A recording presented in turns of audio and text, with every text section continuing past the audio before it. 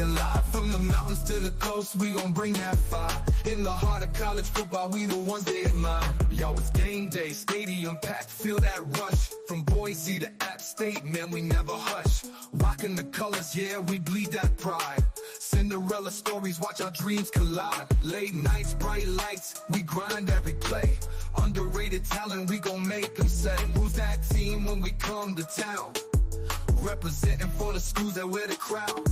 We in the G5, high buzzing loud, we thrive. Underdogs rising up, taking shots, we alive. From the mountains to the coast, we gon' bring that fire. In the heart of college football, we the ones they admire.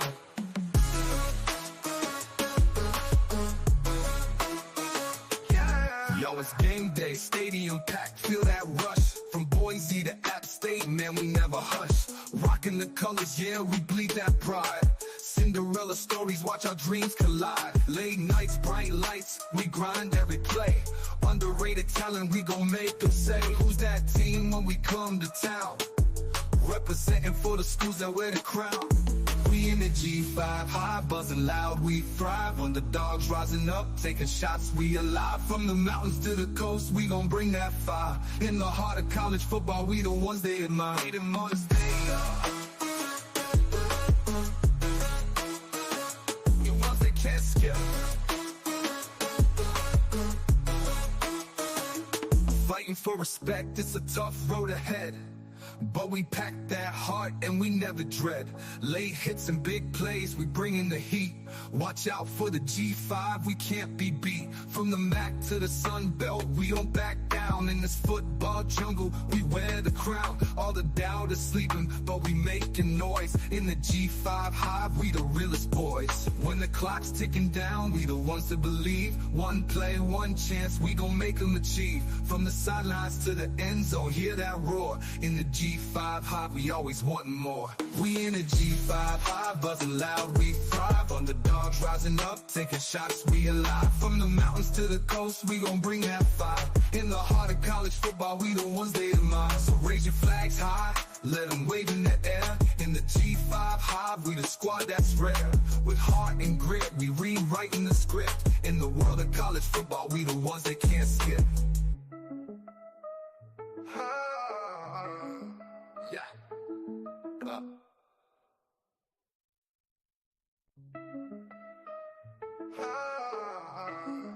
Yeah. We in the G5 Hive, buzzing loud, we thrive. Underdogs rising up, taking shots, we alive. From the mountains to the coast, we gon' bring that fire. In the heart of college football, we the ones they admire. Yo, it's game day, stadium packed, feel that rush. From Boise to App State, man, we never hush. Rocking the colors, yeah, we bleed that pride. Cinderella stories, watch our dreams collide. Late nights, bright lights, we grind every play. Underrated talent, we gon' make them say, who's that team when we come to town? Representing for the schools that wear the crown.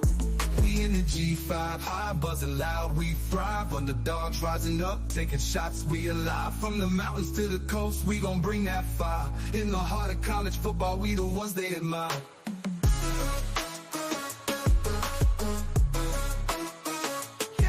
Yo, it's game day, stadium packed, feel that rush. From Boise to App State, man, we never hush. Rocking the colors, yeah, we bleed that pride. Cinderella stories, watch our dreams collide. Late nights, bright lights, we grind every play.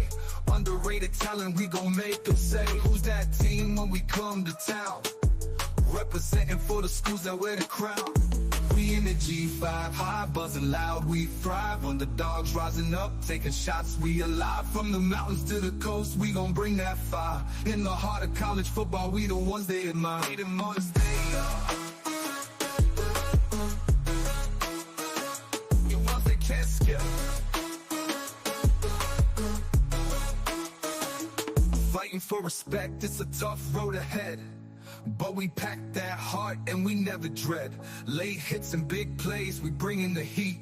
Watch out for the G5, we can't be beat. From the MAC to the Sun Belt, we don't back down. down in this football jungle. We wear the crown. All the doubt is sleeping, but we making noise. In the G5 Hive, we the realest boys. When the clock's ticking down, we the ones to believe. One play, one chance, we gon' make them achieve. From the sidelines to the end zone, hear that roar. In the G5 Hive, we always wanting more. We in the G5 Hive, buzzing loud, we thrive. Underdogs rising up, taking shots, we alive. From the mountains to the coast, we gon' bring that fire. In the heart of college football, we the ones they admire. So raise your flags high, let them wave in the air. In the G5 Hive, we the squad that's rare. With heart and grit, we rewriting the script. In the world of college football, we the ones they can't skip. Yeah.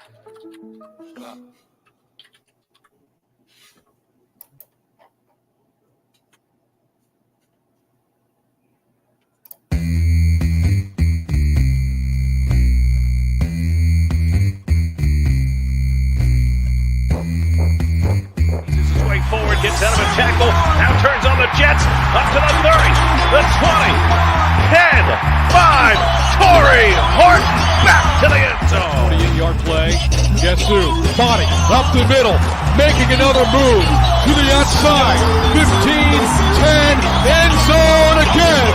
Keeps it, nice move by Brown, he's got space, he's got 6. 35-yard touchdown for Byron Brown, a record-setting night for the South Florida quarterback. Down so far, a little bit of a high snap. Genty right up the middle. Genty has room. Ashton Genty, give him 6. Second and long. Lagar tries to pin it in a row. It does. Roll stays up. The show's off his 4-3 wheels. Incredible effort for Royals. The G5 Hive. All G5, all the time. Welcome to the G5 Hive Live. We are excited to bring to you the G5 college football coverage you love each and every week. I am Luke, and I am joined by my co-host, Justice. You might notice there's something a little different today. Yes, I'm not wearing my glasses for the show. That's the only thing that's different. No, we got Justice over here. He's doesn't have his backdrop. Justice is out traveling. I'm not at home. I'm in a convention center in New Orleans. Yeah, it's yeah. So apologize if people walk up behind me. Yeah, so we are doing a little bit different. I have a late work meeting that I have to go to and I have to travel for, and I have to leave tomorrow after work to go to that, and gone for about half the week. So this week will look a little different. It's already starting here Sunday, where we're usually doing our Monday show, and we're going to do a portion of it tonight, and Justice at the end will kind of talk a little bit about what the future of the week looks like for us. But this is another week of college football, and we're about I think we are at the halfway point in the college football season. In terms of regular season, absolutely. And it's gone fast. It feels like it took forever to get here, and it feels like it's going by quick. Yeah, it has gone by really fast. Matter of fact, earlier today, I got to be invited by CFF lists. So shout out to Jay Mill and Willie B. Luke got to do that, I guess, week 1, right? You were a guest picker week 1. I got to be a guest picker. This is their final week before they go to how they do their playoffs. Okay. So I got to be a guest picker this week. I did not pick an all G5 team. I do have one P4 player. Okay. Purple Rain Joe, he did pick an entirely G5 team. But overall, we all picked mostly G5. There was only 4 P4 players picked in that video. I think they'll drop it tomorrow. But yeah, mostly G5 players. And I got Haj Malik Williams, Floyd Chalk, Coleman Owen, Raylan Sharp, Jacob Newell, and then my one P4 player was Tyree Walker from Wisconsin. Okay. Yeah. Well, If you're watching us on YouTube, please hit that like and subscribe button. If you're watching us on X, please give us a follow, a like, or retweet. And if you're listening to us in podcast form, please leave a rate and review. I think we should just get right into our G5 Hive Players of the Week. Freshman-wise, offense, I had to go with running back Ahmad Hardy, Louisiana Monroe. First off, congratulations to the team. Big win over JMU. He had 14 carries for 82 yards, 1 touchdown in the Warhawks' 21-19 win over the undefeated Dukes.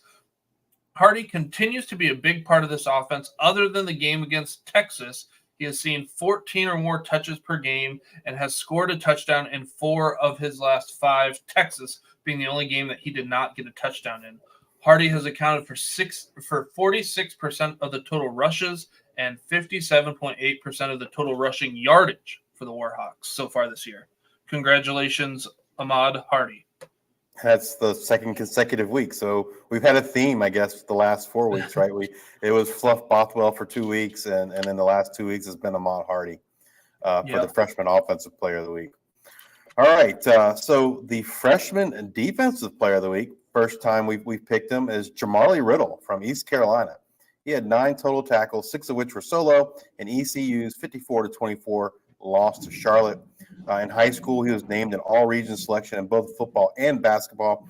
He was a 3-star athlete, listed as the 111th safety by 24/7 Sports. ESPN had him as the 86th safety, and ESPN had him as a top 120 prospect in the state of Georgia. He chose East Carolina over offers from Army, Georgia Southern, Georgia State, Navy, and others. Had an outstanding game this week for East Carolina. A couple of weeks ago, East Carolina lost, all conference potential first-round NFL draft pick cornerback Siobhan Revelle due to an ACL this season. So it's nice to see folks like players like Jamali Riddle get some playing time and take advantage of those opportunities that are afforded them. And just a really, really nice game for the freshman there from East Carolina. All right, I went with my offensive player of the week is quarterback Braylon Braxton Marshall. He was 8 for 14 with 129 yards passing for 3 touchdowns. He added 140 yards and 2 touchdowns on the ground. That's 269 total yards and 5 touchdowns. The Thundering Herd needed all those touchdowns as he helped propel the Thundering Herd over App State 52-37. Congratulations, Braylon Braxton.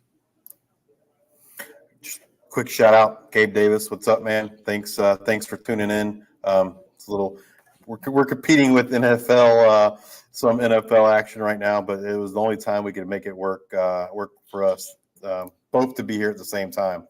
So for my offensive player of the week, I went with quarterback Tyler Huff from Jacksonville State. He was 16 for 25, 193 yards passing, and then he was just a beast on the ground, 176 yards rushing and 3 touchdowns to lead the Gamecocks to a big Conference USA victory over the Kennesaw State Owls. Tyler Huff, he didn't start the season as a starter. That was Logan Smothers. I think the first 2, maybe 3 games, Smothers and Tyler Huff kind of rotated. And then I feel like the last 3 weeks or so, maybe 4 weeks, Tyler Huff just kind of like taken over, man, and he has performed, outstanding. He's a transfer from FCS. I believe he came from Furman. I could be wrong about that, but I believe that's where he transferred from. Yep. But yeah, Tyler Huff, man, has been an absolute beast for the Gamecocks and definitely deserved player of the week this week. So congratulations, Tyler. My defensive player of the week. We've been talking about this guy since it's either early June or early July when we had the Thundercast pod on. We talk about him every single week. Defensive end edge, Michael Green at Marshall. Man, like we were told back in early June, I think it was, that he was going to be a breakout player. And, dude, has he broken out. I mean, he's having a monster week. It seems like every single week he steps on the field. This week, though, he had 5 tackles, 4 solos, 2.5 tackles for loss, and 2.5 sacks to lead the Thundering Herd to a big victory over App State in the Sun Belt. And he has 7 sacks on the season. he is definitely getting it done on that defensive line for the Thundering Herd. My defensive player of the week is Jackson Campbell out of Navy. He had 7 tackles, 5 of which were solo, 2 assisted tackles, 2 sacks, and played a big part in the midshipmen's 34-7 win over Air Force, and helps Navy stay undefeated at 5-0. Congratulations to Jackson and the rest of the Navy team. All right. Well, let's get into the news and notes for this week. We don't have a whole lot of player notes, but I'll share what we do have. But kind of first off, you and I talked about that. Maybe talk about our top 10. So we are our voters in the Hero Sports top 25 poll. We have to submit our votes tonight, and we have a little bit of a shakeup in our poll, right? Question, like you and I talked about this earlier, like what to do with UNLV, and my thoughts were we had UNLV ranked second, and like personally, I feel like I'd probably keep them there. We haven't fully decided yet, but they lost to Syracuse. They went to overtime. We'll get to that game a little bit later, but man, I think you could make an argument that they're one of they could be number one in this poll, right? So UNLV was one, and then I guess what to do with JMU after the loss. Obviously, they're going to drop, and then Army and Navy they just win, baby. They're undefeated. So, what do you think there in terms of our top 10 there, Luke? So, how I see it is keeping UNLV at number 2, Boise State at number 1. There was this was kind of just an odd week, just in general, not only for the G5 but all of college football, because we had a lot of bye weeks. So you get Boise State at number 1 last week. They win. Got to keep them there. UNLV, overtime loss to Syracuse, looked pretty good. I don't think they really did anything to lose a spot. Memphis was at number 3, and they had a bye. So it's like, do they really jump up somebody? I guess, they had a loss, so they could. But I don't know if I'm at a neutral field, do I want Memphis or UNLV? I'm probably leaning UNLV right now.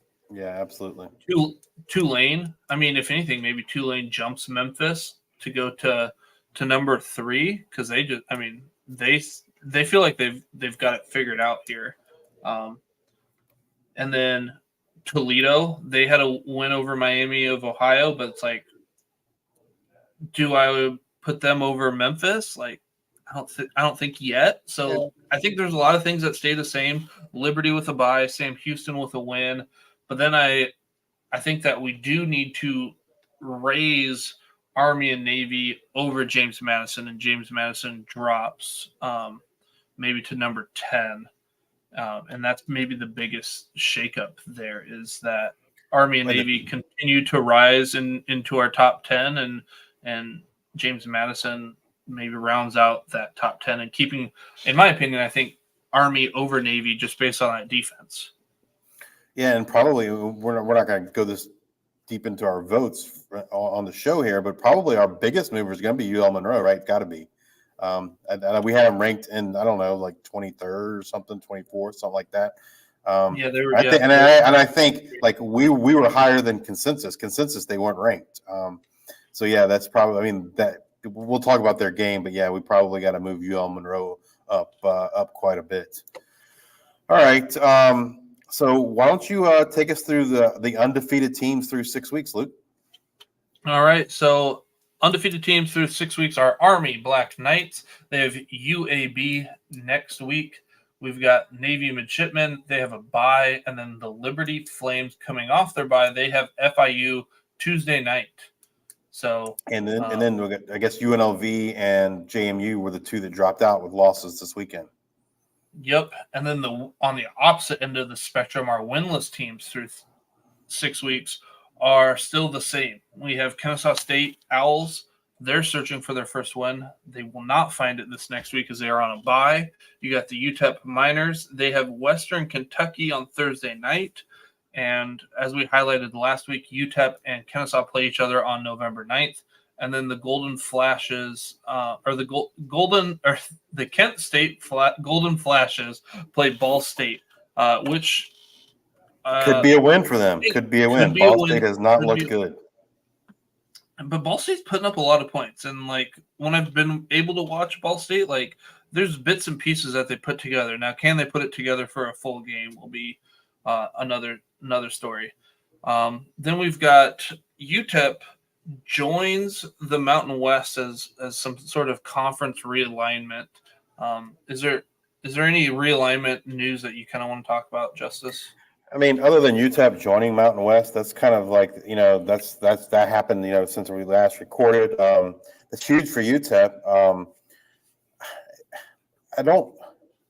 You would think that they would ask New Mexico State to join, right? It just makes sense. But then a lot of folks think that New Mexico will block that. I don't know. I don't know why they would. I mean, I guess it's a rivalry, but it just seems like that just makes so much sense for New Mexico State to join the Mountain West. Some other names I've seen thrown around are Tarleton State, which would be a team that moves up.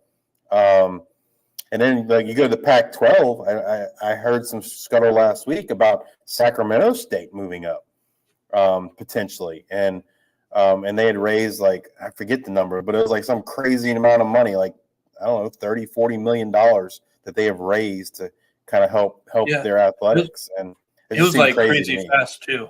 Yeah, absolutely. But yeah, I mean, I think the Pac-12 has said that they're not going to do anything right now until the current teams that are in the Pac-12, the 7 teams plus Gonzaga for basketball, they're going to have a meeting, I guess, to kind of hash out like the media deals and media rights and all that kind of stuff, and that they're not looking to do anything until sometime after that point. So things might be a little bit quiet on the Pac-12. You might hear like some rumors, I guess, but certainly they've made it seem like there's not going to be anything official from their end. And then, so I would expect the next things we're going to hear, what happens with Mountain West. And like I said, New Mexico State to me makes the most sense, but I've heard a lot of rumblings that Tarleton State from Texas could possibly jump up to the FBS level and join the Mountain West. I've also heard some stuff around Hawaii, not because right now they're just in there for their football only. Maybe they would join in all sports. Yeah. Yes. Yep. So that would be another thing. That would probably be more so to help with the basketball schedule and whatnot. Absolutely. The other big piece of news that came out last week, and I say it was big. I mean, I don't think it's ever going to happen. But hey, it came out, and that's this college football super league proposal. You might have heard us talk about it before, but basically it's, they would take the top 72 teams, mostly P4 teams, and they would compete in the Power 12, made up of a dozen 6-team geography-based divisions. The remaining 64 programs, which are all G5, would compete in the Group of 8 conference. There were 2 G5 teams included in that top 72 Power 12, as they called it, and that was Navy and Memphis. Navy just seemed odd to me, but nonetheless, that's what they had, Navy and Memphis. And then if you want to be technical, Oregon State and Washington State are also in that group. To me, that feels a little bit like cheating, right? Because, I mean, I think for all intents and purposes, they're G5, but I don't know if they necessarily consider themselves G5. They're kind of like in no man's land in between the two right now. But in this new proposal, they would be back in the Power 4, which they're calling the Power 12 in this new proposal. And then Navy and Memphis joins them.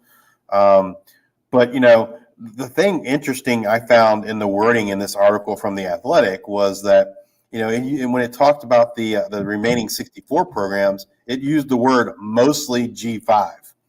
And I don't really understand why they use the word mostly, because in reality, it's only G5. There's not a single current P4 team, and not even the 2 teams that are like stuck in no man's land, Oregon State and Washington State.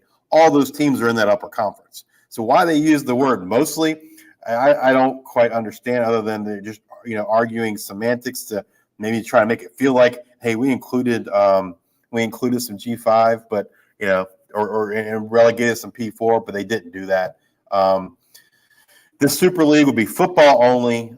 Teams in that bottom 64 could play up for the season, so there could be promotion involved. But I also found this interesting. There's no relegation. There's no, teams aren't going. Well, I guess other than those P4 teams G5 teams that move up, they'll have to go back down. But they're not any of those original 72 teams. They're not subject to relegation. Again, another case of the power protecting the power, so to speak. And then the revenue split with this was 94% would be going to the Power 12 or the Power 4 as we know it today, top 72 teams, and only 6% going to the Group of 8. And man, I'm not a fan of it. I'm not a fan of this College Football Super League. I think the SEC basically come out and said, we ain't doing it. And why would they, right? If the SEC is going to do something, it's going to be them in the Big Ten doing their own thing. But I don't know. What do you think, Luke? I'm just kind of sick of all of the changing landscape in college football and the reshuffling of conferences and whatnot. Because ultimately, it's a business. They're trying to make a lot of money, and I don't know. Just give me football. That's all I want. Whatever it is, just they're going to do whatever they want to do. Like you said, the SEC is going to do what they feel is in their best interest, and probably be along with the Big Ten, and then there's everybody else.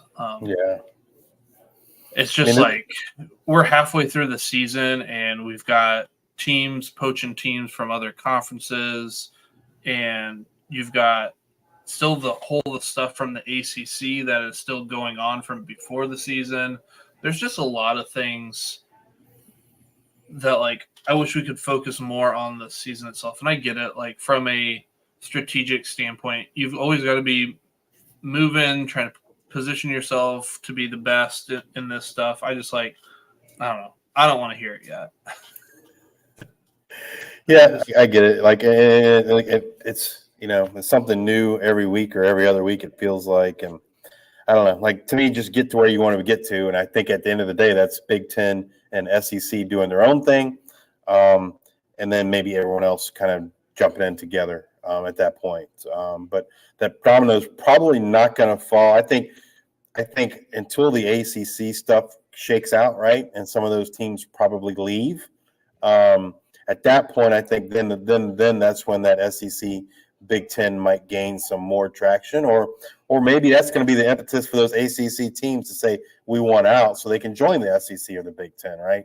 But those kind of seem like the ACC stuff seems like to be a crucial turning point, if you will, in terms of what's going to happen and what the future of college football is going to be like moving ahead. But hopefully the G5 can continue to maintain their spot at the table in terms of the college football playoffs.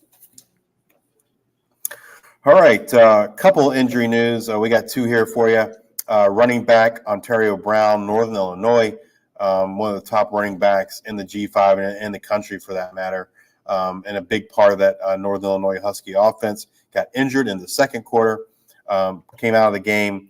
We saw Jalen Poe get a lot more work after that.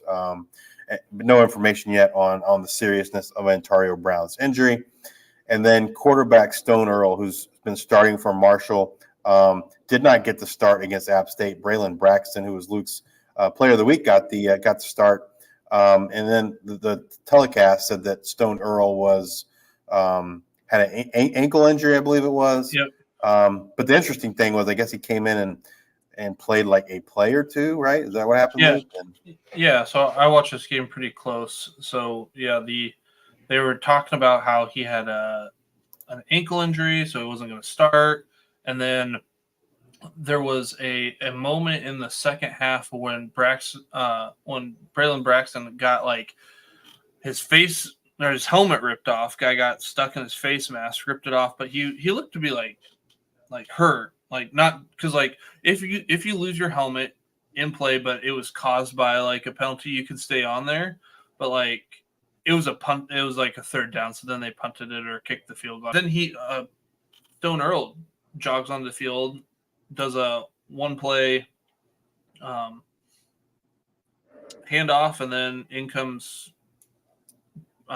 Braxton again. And I can't remember if it was after a punt or whatnot, but it was just the one play. So I was like, oh, that must have not been his hurt. But it was just kind of weird listening to the telecast. They talked about how Stone Earl's ankle was hurt, so that's why he wasn't starting. But then, like, when he jogged onto the field, like, they didn't acknowledge it whatsoever, other than, like, oh, Stone Earl's coming out here to relieve. And it's just like, you guys talked earlier about, like, how he was injured. Like, how can he be injured? And then now he's playing. And, you know, to be fair, we're halfway into the season. Like, everyone's got injuries. Some maybe a little bit more so than others. But some are saying, hey, maybe it's a gamesmanship. You had App State get them prepared for, or like get them off kilter for something that they haven't seen and they're not prepared for, and they just had an extra long bye week. And you know, this is our chance to sneak a win, maybe. I am under the impression that I think it was a little bit more than that. I think this was a chance to get Braylon Braxton out there, and I think we got to. I don't know if you can put the toothpaste back in the tube now. Like, we got to see what they did. I'm trying to remember what stat I saw from it, but it was like, this is the most points that the team has scored since whatever time. Like, they put up points, they moved the ball well. I will say that it's not like Braxton was like chucking the ball down the field all the time. They kind of worked around a certain radius and let him do a lot of the work with his legs, but they were really effective doing it and can run the ball at will. Yesterday. So we'll see. They got Georgia Southern coming up next, but I'm under the impression we're going to see more Braylon Braxton going forward. All right. Well, let's get into what actually happened this week. We only had the one G5 versus P4 matchup that happened on Friday night, right? UNLV and Syracuse. Yeah, and this one, Syracuse pulls out the 44-41 win in overtime. I was not able to watch it. We had homecoming here in Nighttown, so got little kids and did all those festivities and whatnot. So, Justice. Yeah, it was a good game. I watched most of it up until overtime, and then I just finally fell asleep. But you know, Hajj Malik Williams once again performed great. There were some questionable calls there, I think, that went against UNLV towards the end of the game. You know, I mean, UNLV has nothing to be ashamed of. That they played well, but you know, Syracuse played well as well. And I don't know, it was a fun, entertaining game. Hajj Malik Williams looked really good for UNLV. Ricky White. I was a little surprised. So LaQuint Allen had a huge game for Syracuse, and that surprised me a little bit. I thought the UNLV defense would have been able to do a better job of holding him down, so to speak, and defending against LaQuint Allen. But he had a huge game for Syracuse, and a big part of why they won the game. Again, Syracuse, nothing to be ashamed of. It was a great game, and they just came out on the wrong end of it. But you know, I think they continue to show that they're one of the best, if not the best, teams in the G5. Right, and then our featured G5 versus G5 matchups. We had Navy versus Air Force, where Navy wins 34-7. This one, Navy's defense kept Air Force in check. Air Force has been struggling all year to get something going. But any comments around this game? Otherwise, I'll just head to the next one. Yeah, I didn't get a chance to see this one, so. We had Army versus Tulsa. Army's defense, lights out. Army as a whole been lights out. Kanye Udo, Noah Short been tearing it up this season. Army wins 49-7, but we've mentioned it before. I do like what Tulsa's building. Maybe a year or two away, but they are building some really good things here. I would say that just exemplifies like your comment, like of that Army defense. Because I fully expected Army to win the game, but I thought Tulsa could have kept it a little bit closer or would have scored more points. But obviously, that Army defense is really good. And then Miami of Ohio versus Toledo. Toledo won 30-20. Miami of Ohio put up not only its first, but also its second touchdown on the road. First time we're 6 weeks into it. Those are their first road touchdowns of the year. So that's a little alarming. But this 30-20 game was not actually like that. Score is closer than what it was. Like Toledo handled this game from start to finish for the most part. So Toledo, again, one of those top schools in the MAC. They get some really good recruits, and they're just able to find a way. Interesting. I think it was it Miami? No, never mind. It was a different game. I'll get to that later. But yeah, that's about all I got to say about the Toledo game. Colorado State versus Oregon State. I did not get a chance to watch this. I did actively choose to watch other games other than this one because the night slate had a lot of really good games. So I got to see Oregon State's initial interception at the beginning of the game and touchdown, and then that's about as much of that game that I watched. So, Justice, what did you have to say? Oregon State won in overtime, so obviously, it was a pretty good game, close game. I didn't get to watch it, but I was talking to some folks, and they were just telling me how horrendous Jay Norvell's play calling was in overtime, and just like they just said it was like all time bad, and so they felt like it kind of cost Colorado State the opportunity there, but I don't know. Hopefully they can bounce back from that. Oregon State's a pretty good team. And then we had Utah State at Boise State. Boise State wins 62-30. They put up the most points that they've put up in the first half. I believe it was 49 since 2015 against Hawaii. And this was just a fun game to watch. It was like every time you looked away, there was another touchdown. It was Ashton Jeanty versus Jalen Royals. Jalen Royals had 200 yards at halftime. I think he ended up with like 212. And then you had pretty much every time like Jeanty touched it, it was like running for a touchdown. He was pulled. He didn't play the second half. There was at one point, there was a Jalen Royals 75-yard touchdown followed by a Boise State kick return. But before the Jalen Royals 75-yard touchdown, it was like a 45-yard touchdown run by Jeanty. It was like a couple handfuls of plays and 3 touchdowns. It was an entertaining game to watch, but Boise State on a mission right now. Then Justice, Old Dominion versus Coastal Carolina. Coastal wins this one 45-37. Old Dominion first half kept it pretty close. We're actually looking pretty good. A couple mistakes there at the quarterback position. Right before halftime had a fumble, touchdown return by Coastal. Coastal's defense a little bit shaky in this one. They did use that bye week to get healthy, it seemed, and offensively pretty good. Braden Bennett came back. He's been gone for a couple weeks. He got a couple touchdowns there in the goal line. What are your thoughts? I'm sure you were able to catch some of this, even though you were traveling. Yeah, I caught most of the second half. I don't know, like I was bummed the Old Dominion lost, but I was kind of encouraged by the game a little bit. I think they found a quarterback in Colton Joseph, and I know he had that fumble earlier in the game, but I don't know, like he just to me looks like the best option they have at quarterback, and it looks like he could grow into potentially something special for them. And then both teams, man, penalties. At one point, the announcers were making a joke, and they said Old Dominion scored 17 touchdowns tonight, but 16 of them were called back by penalties. And folks, that was pretty close to accurate.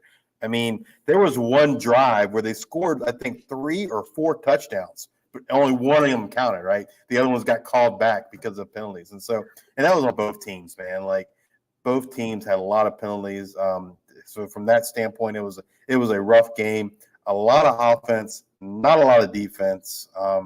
But as an Old Dominion fan, I don't know, like it wasn't doomsday scenario. I wasn't super upset because I feel like, we saw signs of some things progressing in terms of the offense, which has been really, really bad.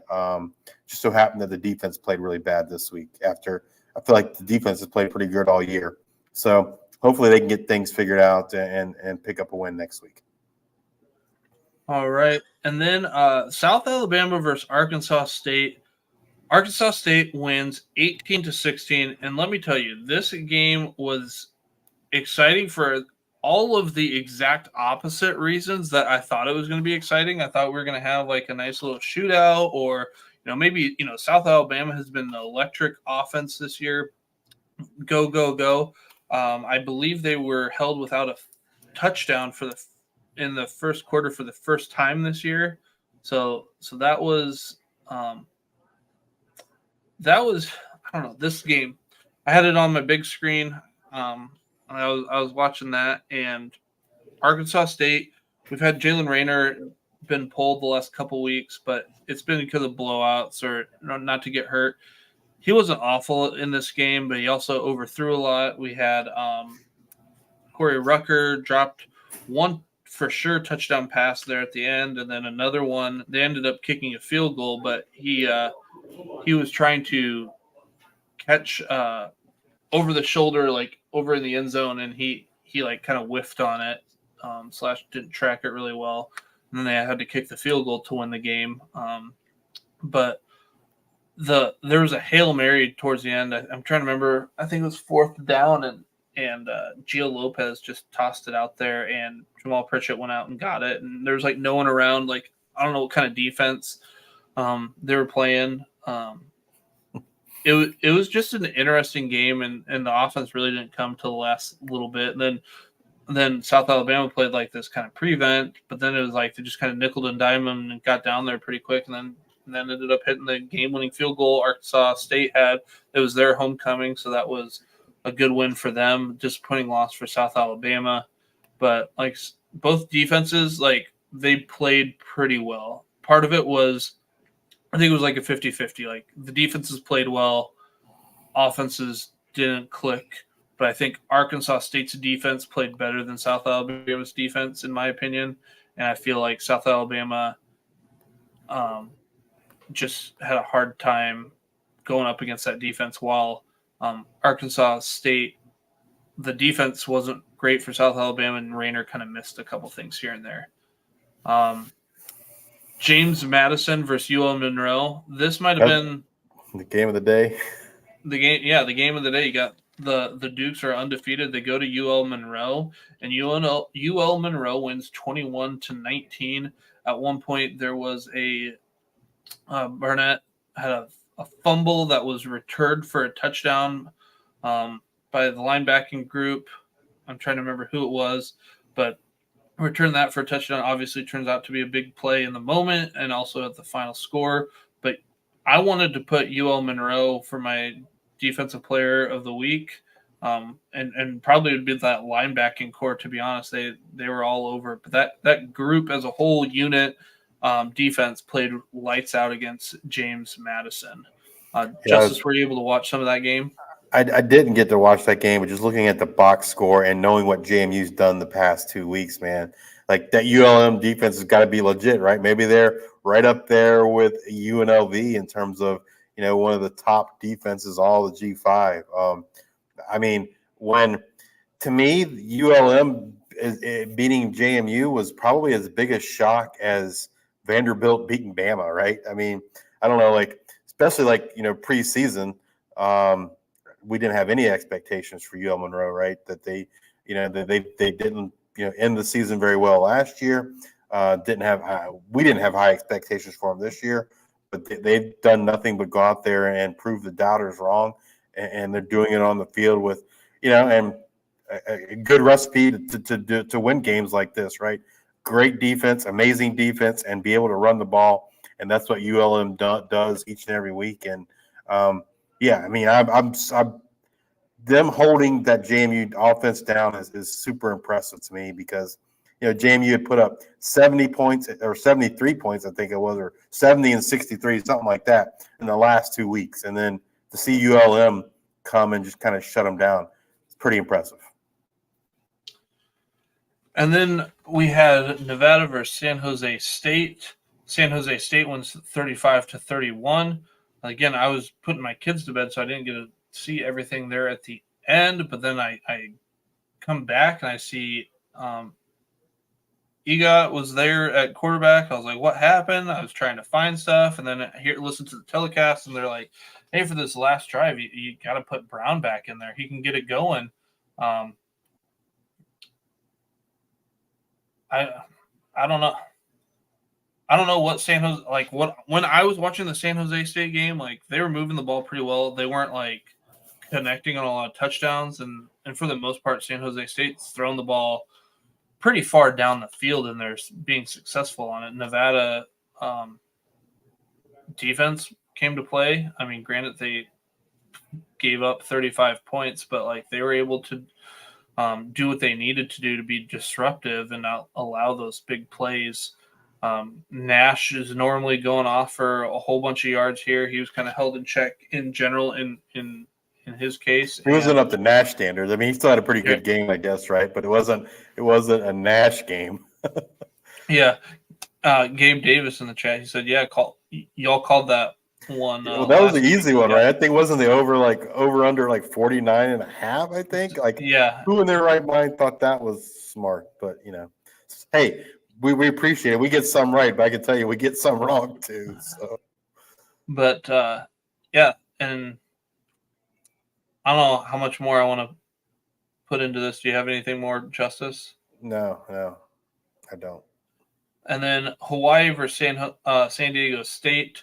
San Diego State wins 27-24, and both teams were fighting for their first win against an FBS opponent. That's right. Week 6, we're trying to get our first win against an FBS opponent. San Diego State gets that win, so Hawaii is still looking for their first win over a FBS opponent. That's about all my highlights there. I mean, Pofile Ashlock was on a milk carton for the first quarter. Even some of that first half, he ends up leading the whole game in receiving yards, like 77, which again is not usually up to a Pofile Ashlock type game either. But based off of how that game started, you'll take that 77 yards. Absolutely. All right, let's move over to week 7. This week there is no G5 versus P4 games on the schedule, so we figured we would just kind of recap where we stand so far season to date in terms of G5 versus P4. There's 8 G5 versus P4 wins on the year. We were hopeful there would be 9, that UNLV would have 3 and not 2. But UNLV's, tops in that regard, regardless. They beat Houston and Kansas. And, they had a great shot and went to overtime, had a great shot beating Syracuse. They just kind of ended up on the losing end there. But kudos to UNLV for those 2 wins against P4. And then here we have 6 other teams that have won games against the P4. Big upset with Northern Illinois beating Notre Dame. Notre Dame was ranked. They're still ranked, but I think they were ranked pretty highly at that point. So kudos to the Huskies on the MAC. Or something like that. Yeah. Memphis over Florida State. By the time that game was played, it had lost its luster. This is a game we had talked about way back over the summer that Memphis was going to beat Florida State, and they did. But the game certainly didn't have the attractiveness that it did back in June or July. And then this game looking huge right now, right? Georgia State beats Vanderbilt, right? Vanderbilt just beat Alabama. So does that mean Georgia State's better than Alabama? Transitive. I took math, transitive property. AB plus BC equals AC. That's how it works. But yeah, just outstanding win there for Georgia State. Again, we didn't have high expectations for Georgia State. They lost their coach in the middle of spring practice. They had a lot of coaching changes, a lot of personnel changes. And for them to, show up and beat an SEC team in Vanderbilt, that's just pretty impressive, right? And, we've been saying all along, it's like this isn't the Vanderbilt team of old, right? I mean, I don't know if they're a top SEC team, although they just beat the number one team in the land, Alabama. But, yeah, so just super impressive win there for Georgia State. Speaking of the SEC, Toledo, man, they just went and destroyed Mississippi State. I think it's 3 weeks ago. It was like 49-10 or something like that. Toledo certainly looking like the best team in the MAC, I would say, early on. JMU dropped those 70 points against North Carolina 2 weeks ago. North Carolina is not great, but hey, they're an ACC school, and JMU just dominated that game. And then last week we had Louisiana Raging Cajuns go against Wake Forest from the SEC, and they beat them. Wake Forest shanked a field goal there to send it to overtime, giving the Raging Cajuns the win. But again, Raging Cajuns looked really good. Look like that Sun Belt West is looking tough, man. You got Louisiana, Arkansas State, South Alabama, UL Monroe, Texas State. The Sun Belt West looks super, super tough this year. All right, Luke, what do we got for our the featured matchups for the G5 this week, week 7? All right, well, we got Coastal Carolina at James Madison Thursday night, 7:30 p.m. Eastern. I don't know who's playing NFL-wise this Thursday, but this is the game I want to be watching. I got little kids basketball, so it's going to be like here and there of watching. I won't get to be able to sit down and just watch all of it. But Coastal Carolina, like I said, came off their bye, got healthy. Team's playing pretty well. James Madison, kind of up and down, but been looking good after their bye. Had a tough game this last week. That'll be a huge, huge game. No love for Liberty. I'm crushed, says Gabe in the chat. Then we got Memphis at South Florida. Friday, 7 p.m. Eastern. Still no word on Byron Brown. Hopefully, sounds like it's an ankle. We're not for sure, but I don't anticipate we will hear anything heading into that Memphis game. Those lips will be tight, trying to keep Memphis on their toes. Then you've got Toledo at Buffalo Saturday at 12 p.m. Eastern. Going to Buffalo will be a little bit tough, but we're not cold weather yet. I like Toledo in this one. Any thoughts? I mean, I'm kind of blown through some of these. Justice, do you have any comments through Coastal, JMU, Memphis, South Florida, Toledo, Buffalo that you want to add to it? The interesting to see what JMU and Coastal will do. I mean, that could be a game where there's no defense, right? Neither defense has been stellar, so far this year. Coastal, this could be a battle to see who wins the Sun Belt East, right? I believe from a record standpoint, Coastal and JMU are probably the top two teams, and so this matchup could decide who represents the East in the Sun Belt championship game. Personally, I think JMU is a better team, so I look for them to bounce back at home. South Florida just doesn't look good at all. Even before the Byron Brown injury, they haven't looked good. Memphis has been winning other than the Navy game, but they haven't been super impressive. So, I mean, we'll see if Memphis can use this game to kind of get right or if they're going to be upset by the Bulls. And then, Toledo, man, class of the MAC. Buffalo did beat Northern Illinois, but Toledo definitely looks like the class of the MAC and looks like they should be back in that MAC championship game. And then we've got Miami of Ohio versus Eastern Michigan, 12 p.m. Eastern. I kind of like Eastern Michigan in this one. Like I said, Miami just scored their first and second touchdowns on the road. They're on the road in this one. Miami of Ohio's defense has been pretty good, but Toledo didn't really have a problem with them. I don't know. I just like Eastern Michigan in this one. Yeah, should be a good game. Could be a lot of points scored. Then we've got Ohio at Central Michigan. That one's at 4 p.m. Eastern. Ohio, I anticipate to run the ball all over Central Michigan. We'll see we'll see how. I mean, Parker Navarro's been back. I think they had a bye this last week. He came back for his first game back 2 weeks ago. But I anticipate the Bobcats being able to pull this one out at Central Michigan. Thoughts?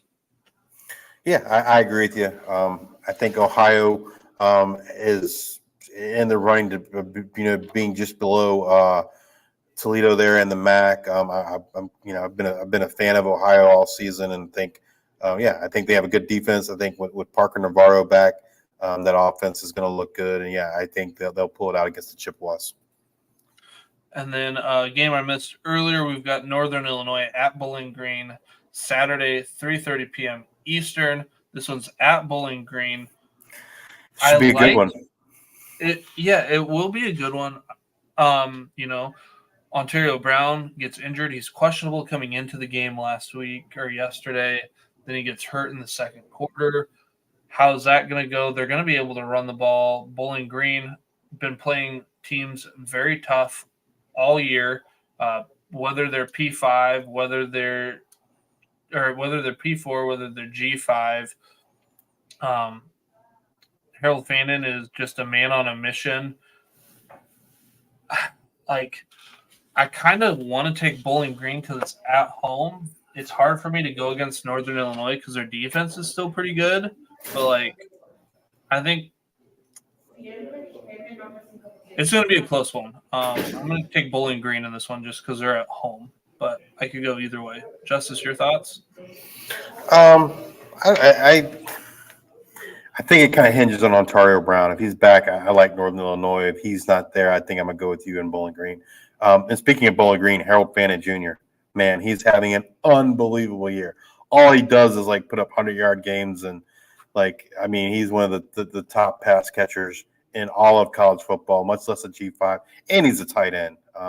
So shout out to Harold Fannin Jr., man. Amazing year so far. Did I say a different name than Harold Fannin Jr.? Now I'm like, oh, maybe I don't think so. Okay. All right. I was like, okay. I thought I said that. I was like, okay, maybe not. All right. And then we've got San Jose State at Colorado State, Saturday, 4:30 p.m. Eastern. I anticipate San Jose State to run away with this one. Colorado State just isn't the team I thought they were going to be this year. Plain and simple. No, I don't know. Maybe it's the coaching. Maybe you'll see a coaching change. I doubt it. But San Jose State, on the other hand, has been surprising.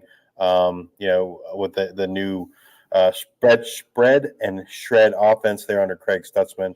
I guess to me, the thing I'm interested to see is what happens with that quarterback situation, right? Is it going to go back to Emmett Brown, who's had a pretty impressive start, or are they going to make a switch to Walker Yet, or are we going to see them both? And then we've got Washington State at Fresno State, Saturday, 7 p.m. Eastern. I'll be interested on this one. Obviously, Washington State didn't look maybe as great as it could have against Boise State before they had their bye. Fresno State defense was strong to start it off, but that defense has kind of been wavered a little bit here. I think it'll just be a good game overall. I like Washington State in this one. Yeah, I've tried to look on ESPN. I don't see an over/under for that game, man. But that just seemed to me that game screams shootouts. Should have a high over/under total. It just looks like a fun game, like you said. Both offenses can score a lot of points. I don't think either defense is particularly good. I wish I had over/under. And could tell you guys if I think it's going to go over, but I don't know. Where do you think the over/under should be, Luke? I would say, to me, you're looking at least 65, maybe 69, somewhere in that range. I was going to go with gut was telling me 63.5 is probably where it would be set at. Maybe 65.5. So 63.5 to 65.5, I feel like, is where it would be set. I think honestly it just kind of depends on what Fresno State team we get. That offense just hasn't necessarily been consistent every week. It says Fresno State over/under. Gabe Davis says 61.5. So what did I say? What did I say? It was a 63. I was comfortable like at 65, 69. So yeah, I definitely would take the over in that game. Yeah, but I think it depends on what Fresno State offense shows up, because they've been a little Jekyll and Hyde, I feel like. Then we've got Arkansas State at Texas State, 7 p.m. Eastern. Texas State, I think this is like the clash of two teams that do things well. You got Arkansas State defense playing really well, and then you've got Texas State offense been playing well. The defense has been doing well, but then you had Ben Bell out last week and has not, that defense didn't look nearly as imposing this last week. So I like Texas State. I like Texas State at home in that one. Gabe Davis, he gave us the over-under and says, I'll bet my kids' college fund. Yeah, don't do that. Don't do that. We would not recommend doing that. But yeah, I mean, it definitely is a game we like. I'm pretty conservative when it comes to betting. I would never bet my kids' college fund. So yeah, you guys that do bet, please be responsible with your bets. But yeah, definitely we do like that Washington State, Fresno State over. We're going to talk about I kind of gave my thoughts there on that Arkansas State, Texas State. What are your thoughts, Justice? I mean, it's a big matchup for the Sun Belt West. Again, like I said, other than Southern Miss, has they're clearly like not in the race. But other than Southern Miss, it seems like legitimately any of the other teams and the other teams in the Sun Belt West can win that division. And so again, Arkansas State, Texas State is going to could go a long way and give someone kind of a leg up in the Sun Belt West. Should be a good game. I guess the thing I'm interested to see is, can Arkansas State keep up offensively, keep up with Texas State? We haven't seen that yet from Arkansas State. Now, they were able to hold South Alabama down and win the game. Can they do that against Texas State? I don't know. I'm surprised they did it against South Alabama. I'll be shocked if they do it here against Texas State. And I'm just not sure that Arkansas State offense can keep up with Texas State's offense. Yeah, I don't think so. And then our last game that we want to highlight is Boise State at Hawaii, Saturday, 1 p.m. Eastern. Is it at 1 p.m.? That'd be later. It's probably 11 p.m. Probably 11. Okay, yeah, it's at Hawaii. I'm like, it's 11 p.m. 11 p.m. Eastern. This one, it's just stay up and watch Ashton Jeanty. That Hawaii defense, like we said, is searching for their first win against an FBS opponent. Probably not going to be this week against Boise State, but look for Boise State to just crush it. And Ashton Jeanty hopefully is the reason that he's not playing the second half of that game, and just putting it to Hawaii and helping his case for the Heisman. Yeah, just like you said, opportunity to kind of watch Ashton Jeanty and doing his thing there against Hawaii. And a standalone game, standalone. Everyone, just wait till 11 p.m. Eastern to watch it. One thing before we close out here on week 7, and to Gabe's point, there are games Tuesday night and Wednesday night this week. Conference USA starts playing on Tuesday night this week. You got Florida International against Liberty Tuesday night at 7 p.m. And then they also play Wednesday night. Conference USA does there at 7:30 Eastern. New Mexico State against Jacksonville State. Liberty's been off for 2 weeks, so it'll be interesting to kind of see if Liberty gets back to the Liberty of last year, or they kind of see the Liberty that we've seen so far to this point. Even though they're undefeated, they haven't really been super impressive. So yeah, I mean, that's probably the big thing I'm looking for that Liberty game is, how did they use this 2 weeks? Are they going to look more impressive, or are they going to look like they've had 2 weeks off and not done anything? So that's kind of what I'm looking for in the Liberty game.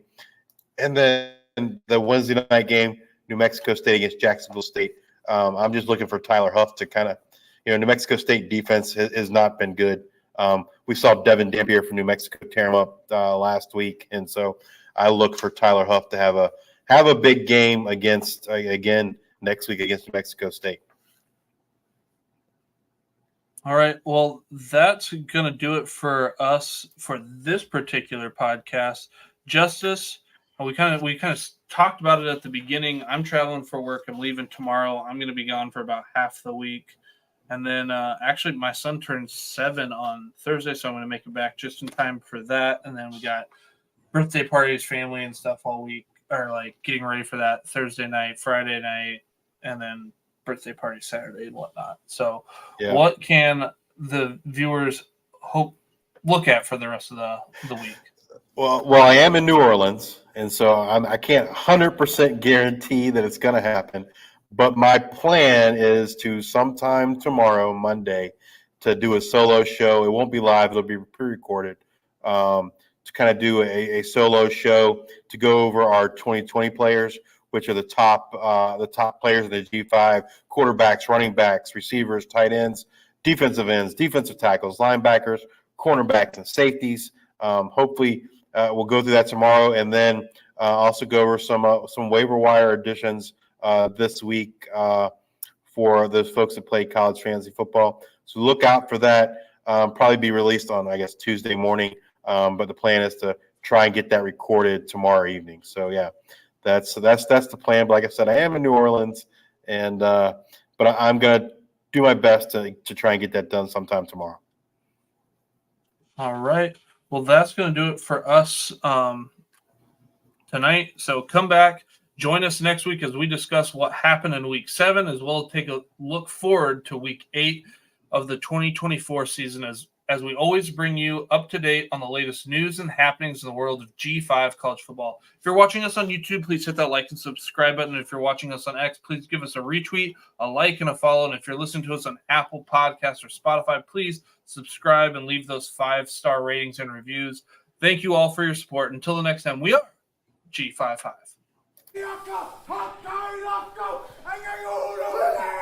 Hive.